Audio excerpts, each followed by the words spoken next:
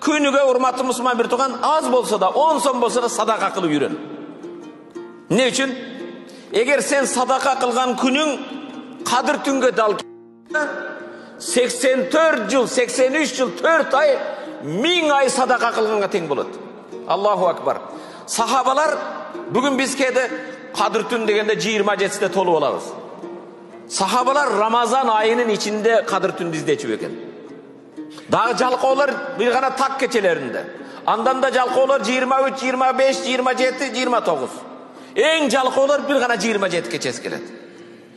Урматтуу мусулман бир тууган, күнүгө жок дегенде 10 сом садака кылсаңыз, 83 жыл, 4 ай, 1000 жыл, 1000 ай садака кылганга тең келет.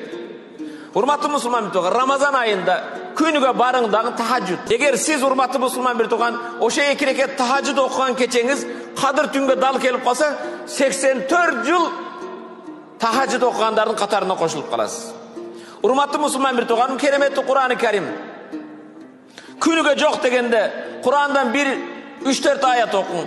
Көбүлөр Кур'ан окуй албайм дейт. Мына мешитке келгенде мен атым Абдушүкүр кандай болсо ишенгенде барыңа ишенем, барың Ихлас сүрөсүн билесиңер. Кул хуаллаху ахад, Аллаху самад, лам ялид ва лам юлад, ва лам якул лаху куфуан ахад. Күнүгө силерге менин осиятым өзүмдүн насымада кечеси түнү 3 жолу о бектерден мурда окуп коелу. Эгер Куранды 3 жолу окуса, Куранды толук хатым кылган менен барабар болот. Ихлас сүрөсүнү. Эгер сиз урматтуу мусулман бир тууган ошо Кур'ан окуган кечеңиз кадыр түнгө дал келсе, 83 жыл 4 ай хатым Кур'анды кылган болосуз, машалла.